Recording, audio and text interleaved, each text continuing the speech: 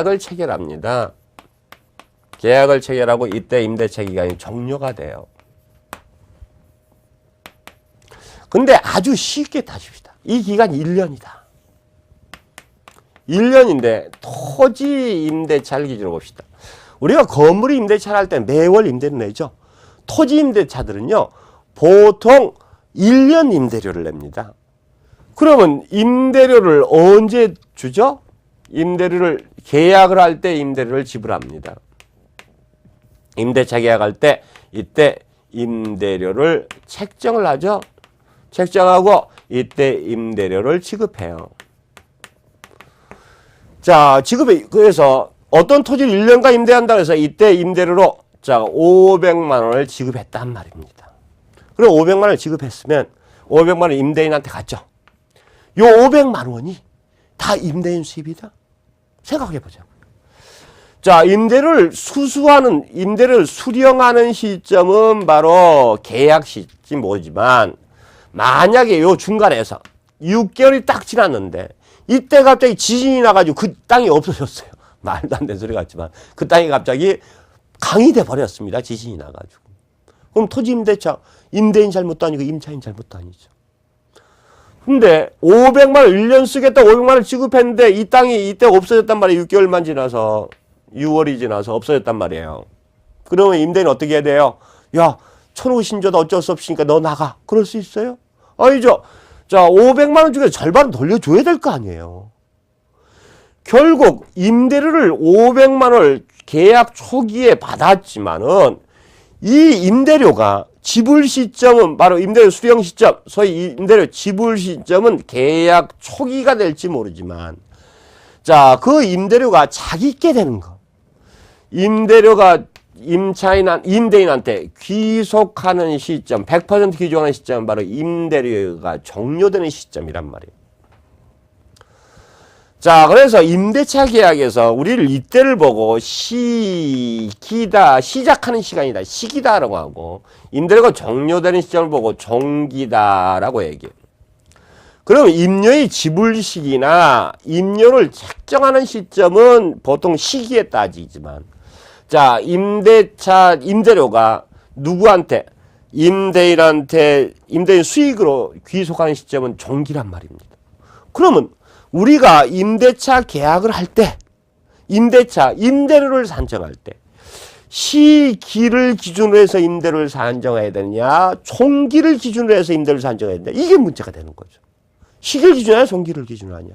자, 요건 우리가 임대료 책정은 계약 시점, 시기를 기준으로 해서 책정하기 때문에 임대료의 가격 시점은 우리가 시기다라고 얘기하고 있어요.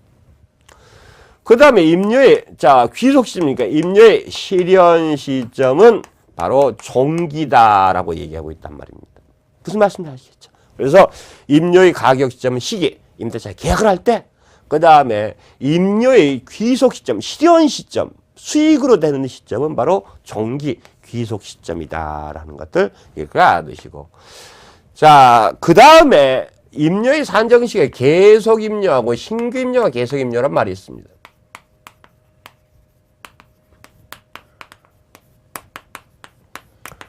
자, 요것도 시간이 흘러가는 건데, 시간이 이렇게 흘러가요. 시간이 흘러가는데, 이때 최초로 임대차 계약을 체결했고요. 자, 이때 계약을 갱신했어요. 자, 그러면, 자, 새로운 신규 계약을 체결한 시점에서 임대료는 바로 무슨 임료? 신규 임료다라고 얘기하겠죠. 그 다음에 계약을 갱신하면 임대료 다시 책정하죠.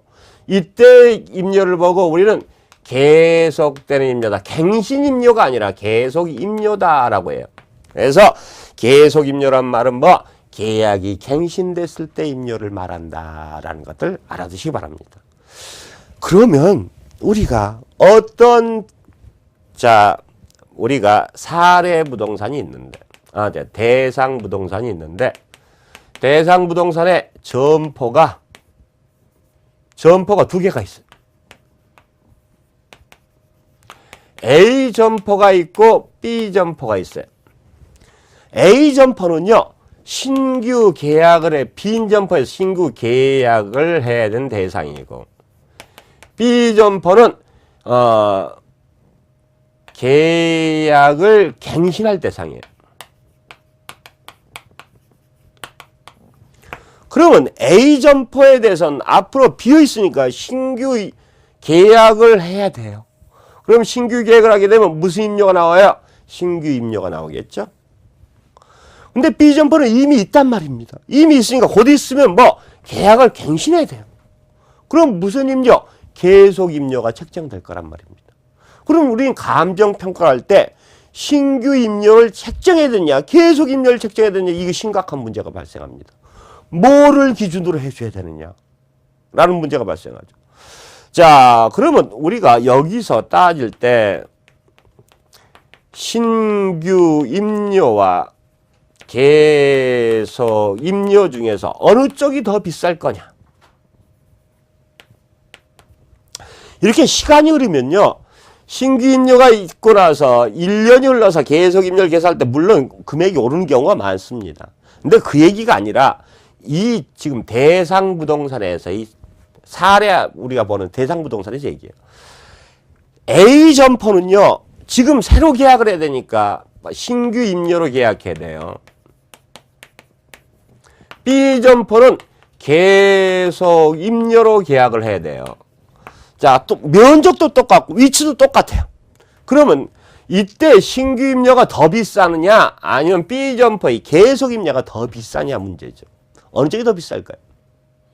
임대인 입장이라면, 자, 둘 중에 하나를 좀 싸게 해줘야 된다. 어느 쪽을 싸게 해줘야 돼요? 계속 임료를 싸게 해줘야 돼요. 왜요? 임차인 나가버리고 다시 신규 계약을 하려면 중개수를 줘야 되죠. 그 임차인 나가고 들어간 사이에 임대를 못 받는 경우도 있고, 뭐 일정 기간 동안 가계 빈동안 임대를 못 받고 하는 이런 문제가 있기 때문에, 실제 세상에서는요, 신규 임료, 계속 임료 따질 때 계속 임료가 신규 임료보다 항상 적습니다. 신규 임료보다 계속 임료가 적어요. 이게 돼야 되죠. 이게 실제. 그러면 우리가 감정평가는 신규 임료를 감정평가하는 게 정상이에요. 정상 가격이에요. 정상 임료가 되는 거죠. 그러면 계속 임료는 뭐, 이게 특정 임료란 말이에요.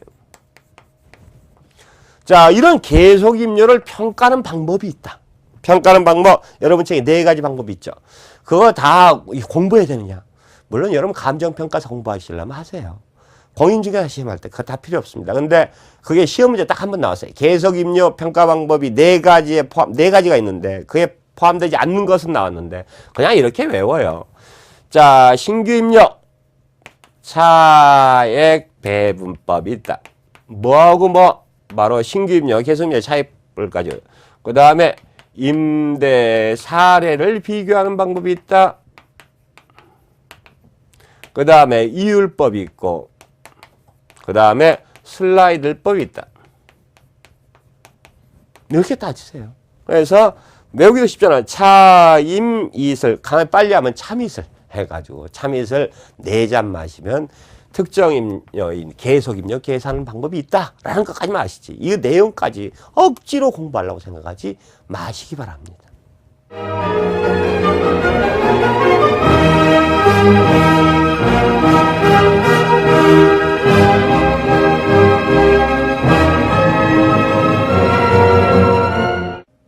이번 시간 말은 임대사례 비교법을 한다라고 했지만 실질적으로는 뭘 했다? 바로 임대사례 비교법 조금 하고 임료의 종류들 여러 가지도 했습니다. 임료의 가격 시점은 뭐다? 바로 계약을 할 시기다. 그 다음에 임료의 실현 시점 종기다라는 이런 좀 이론적인 거지만 이런 용어들 같이 공부했습니다. 요거는 임대사례 비교법뿐 아니라 모든 임대료 계산 방법이 다 쓰는 거다라는 것들 반드시 알아두시기 바랍니다. 자, 그럼 다음 시간에는 여기까지 이제 비교 방식 다 했거든. 다음 시간은 수익 방식 합니다. 다음 시간에 수익 환원법 얘기 같이 하도록 하겠습니다. 다음 시간에 뵙겠습니다. 감사합니다.